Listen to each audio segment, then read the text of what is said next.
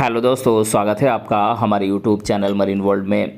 दोस्तों, आज के इस वीडियो में मैं आपको बताऊंगा कि क्लाउड सीडिंग क्या होती है, इसका इस्तेमाल कहां और कैसे किया जाता है। इससे जुड़ी सारी जानकारी मैं आप लोगों को आज के इस वीडियो में दूंगा।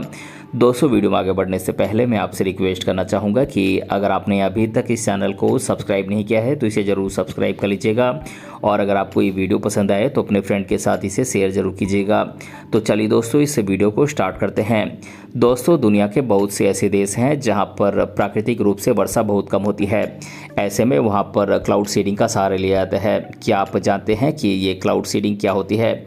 यदि नहीं जानते हैं तो आप बिल्कुल सही जगह पर आए हैं। आज के इस वीडियो में हम आपको बताएंगे कि क्लाउड सीडिंग क्या होती है, इसका इस्तेमाल कहाँ किया जाता है। इन सभी बातों को आज के इस वीडियो में मैं डिटेल में बताऊँगा, इसीलिए इस वीडियो को अंत तक जरूर देखिएगा। तो चलिए दोस्तों, आज के इस वीडियो को हम बिना देरी किए शुरू करते हैं और आगे बढ़ते हैं। दोस्तों, आइए सबसे पहले हम जान लेते हैं कि क्लाउड सीडिंग क्या होती है। दोस्तों, क्लाउड का मतलब होता है बादल और सीडिंग का मतलब होता है बीज बोना। यानी कि बादल में जब कुछ सब्सटेंसेस को ट्रांसप्लांट किया जाता है, यानी कि कुछ पदार्थों का जब बादल में प्रत्यारोपण किया जाता है तो ये प्रोसेस क्लाउड सीडिंग कहलाती है। क्लाउड सीडिंग को वेदर अमेंडमेंट टेक्निक के रूप में इस्तेमाल किया जाता है। आमतौर पर आर्टिफिशियल रेन के लिए इसका इस्तेमाल किया जाता है। दोस्तों, ये तो हम आपको बता ही चुके हैं कि क्लाउड सीडिंग एक वेदर अमेंडमेंट टेक्निक है, यानी कि मौसम संशोधन तकनीक है। आपको बता दें कि इस तकनीक का इस्तेमाल आमतौर पर आर्टिफिशियल रेन के लिए किया जाता है। ऐसे बहुत से देश हैं जहां पर प्राकृतिक वर्षा काफ़ी कम होती है, या फिर ऐसे क्षेत्र जो सूखे का सामना कर रहे होते हैं, वहाँ पर क्लाउड सीडिंग के जरिए वर्षा कराई जाती है। दोस्तों, आपको बता दें कि cloud seeding generally cloud condensation यानी कि बादल के संघनन या फिर बर्फ़ के न्यूक्लियस के रूप में काम करने वाले पदार्थों को हवा में फैलाकर की जाती है। इसके general agent mainly silver iodide, potassium iodide और ड्राई आइस होते हैं। दोस्तों, इसके अलावा टेबल साल्ट जैसी हिग्रोस्कोपिक सब्सटेंस भी मॉइस्चर को अट्रैक्ट करने की अपनी क्षमता के कारण इस्तेमाल की जा रही है। दोस्तों, अब आप पूछेंगे कि ये हिग्रोस्कोपिक क्या होता है, तो आपको बता दें कि ये ऐसे न्यूक्लियस होते हैं, ये ऐसे नाभिक होते हैं जिन्हें आमतौर पर कंडेंसेशन न्यूक्लियस भी कहा जाता है। ये पानी को अट्रैक्ट करने वाले सब्सटेंस होते हैं। ये रिलेटिव ह्यूमिडिटी 100% से कम होने पर भी आसानी से अपनी सरफेस पर कंडेंसेशन की परमिशन देते हैं। दोस्तों, सल्फ्यूरिक एसिड और नाइट्रिक एसिड भी ऐसे ही न्यूक्लियस हैं। दोस्तों, आपकी जानकारी के लिए बता दें कि क्लाउड सीडिंग केमिकल्स को विमान के जरिए ज़मीन पर फैलाव से संबंधित उपकरणों जैसे जनरेटर, एंटी एयरक्राफ्ट गन या रॉकेट से दागे गए कनस्तर आदि के द्वारा फैलाया जाता है। यही न्यूक्लियस बर्फ़ बनने और बारिश की क्षमता में सुधार लाने के लिए आधार बनते हैं। दोस्तों, अब आपके मन में सवाल उठेगा कि क्लाउड सीडिंग का असर कितने समय बाद देखने को मिलता है, यानी कि कितने समय बाद ट्रीटेड क्लाउड यानी कि बादल बनना शुरू हो जाता है। तो आपको बता दें कि क्लाउड सीडिंग का असर इसकी डिलीवरी मेथड के आधार पर निर्भर करता है। इसका असर आमतौर पर लगभग तत्काल से लेकर 30 मिनट के भीतर तक देखने को मिल जाता है। दोस्तों, आपको बता दें कि क्लाउड सीडिंग के साथ पहला एक्सपेरिमेंट यूएस के केमिस्ट और मेट्रोलॉजिस्ट डॉक्टर विंसेंट जे सेफर के द्वारा किया गया था। न्यूयॉर्क की जनरल इलेक्ट्रिक लेबोरेटरी में कार्यरत डॉक्टर विंसेंट जे सेफर आर्टिफिशियल क्लाउड बनाने के रिसर्च में शामिल थे। उन्होंने आज से करीब 78 साल पहले यानी कि साल 1946 में विमान के द्वारा न्यूयॉर्क के एडिरोनडैक पर्वत पर एक बादल में 6 पाउंड कुचली हुई बर्फ गिराई थी। यही क्लाउड सीडिंग का पहला प्रयोग माना जाता है। सेफर को ही क्लाउड सीडिंग का जनक माना जाता है। दोस्तों, बहुत सारे लोगों के दिमाग में ये बात उठती है कि जब क्लाउड सीडिंग आर्टिफिशियल रेन कराने में सक्षम है तो ये बड़े पैमाने पर मौसम को बदलने की भी क्षमता रखती होगी, लेकिन आपको बता दें कि ऐसा नहीं है। आपको बता दें कि क्लाउड सीडिंग केवल कुछ बादलों को ही बदल सकती है। ये बड़े पैमाने पर जलवायु और मौसम से संबंधित जटिल पैटर्न को प्रभावित नहीं करती है। दोस्तों, आमतौर पर क्लाउड सीडिंग को सुरक्षित माना जाता है, लेकिन बहुत से इन्वायरमेंटलिस्ट्स इसके लिए प्रयोग किए जाने वाले केमिकल्स और एलिमेंट्स को लेकर चिंता भी जताते हैं। वे चिंता जताते हैं कि क्लाउड सीडिंग के लिए इस्तेमाल किए जाने वाले केमिकल्स जैसे सिल्वर आयोडाइड आदि हवा और पानी को पॉल्यूट कर सकते हैं, यानी कि प्रदूषित कर सकते हैं। उनका मानना है कि इससे मनुष्यों में हेल्थ रिलेटेड प्रॉब्लम्स जैसे कि सांस लेने में समस्या, त्वचा में जलन और गैस्ट्रोइंटेस्टाइनल समस्याएं आदि पैदा हो सकती हैं। दोस्तों, आपको बता दें कि क्लाउड सीडिंग का प्रयोग भारत में बहुत पहले से किया जाता रहा है।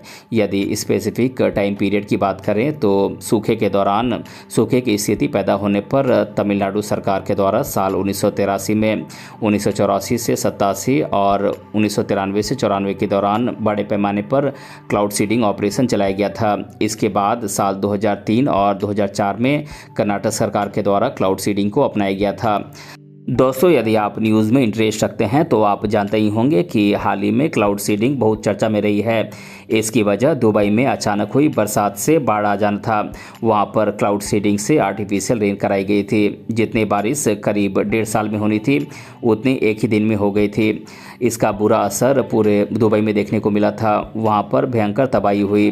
दोस्तों, आपको ये भी बता दें कि यूएई सरकार के द्वारा साल 2021 से ऐसे ड्रोन्स का इस्तेमाल किया जा रहा है जो इलेक्ट्रिक चार्ज इमिटिंग टूल्स और कस्टमाइज्ड सेंसर के पेलोड से युक्त हैं। ये कम हाइट पर उड़ते हैं और एयर के मॉलिक्यूल्स को इलेक्ट्रिक चार्ज प्रोवाइड करते हैं। दोस्तों, आपको बता दें कि इस प्रोसेस से जुलाई 2021 में वहां पर भारी बारिश कराई गई थी। दोस्तों, आपको बता दें कि किसी भी अन्य तकनीक की भांति क्लाउड सीडिंग के अपने अपने फ़ायदे और नुकसान हैं, जबकि इसके नुकसान की बनिस्बत इसके फ़ायदे अधिक हैं। यही वजह है कि आर्टिफिशियल रेन कराने के लिए इस तकनीक का उपयोग बड़े पैमाने पर किया जा रहा है।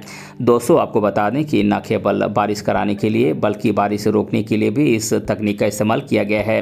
यदि आपको चीन में साल 2008 में हुई बीजिंग ओलंपिक याद हो तो उस समय चीन के द्वारा इस तकनीक का इस्तेमाल उद्घाटन समारोह को देखते हुए कुछ समय के लिए बादलों को रोके रखने के लिए इसका इस्तेमाल किया गया था।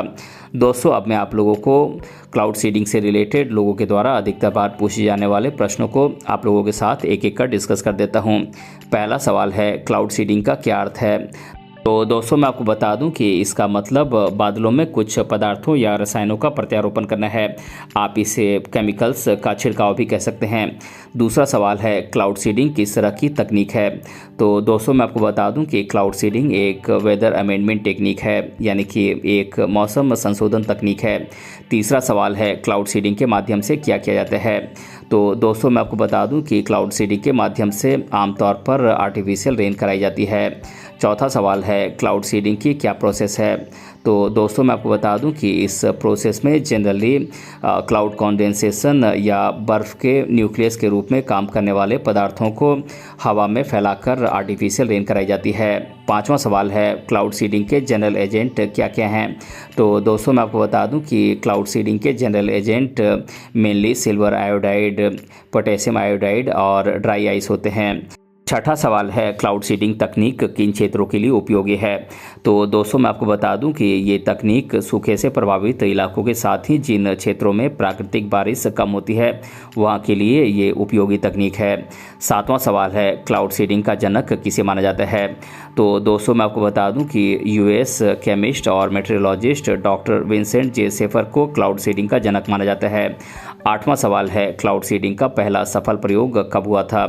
तो दोस्तों, मैं आपको बता दूं कि क्लाउड सीडिंग का पहला सफल प्रयोग आज से करीब 78 साल पहले साल 1946 में हुआ था। तो दोस्तों, आज के इस वीडियो में मैंने आप लोगों को बताया कि क्लाउड सीडिंग क्या होती है, इसका इस्तेमाल कहां और कैसे किया जाता है। इसके बारे में मैंने आप लोगों को आज की इस वीडियो में डिटेल से बताया है। दोस्तों, अगर आपको ये वीडियो पसंद आया है तो अपने फ्रेंड के साथ इसे शेयर ज़रूर कीजिएगा और अगर आप चैनल पर नए हैं तो इसे ज़रूर सब्सक्राइब कीजिएगा। मिलते हैं अगले वीडियो में किसी अन्य टॉपिक के साथ। तब तक के लिए धन्यवाद।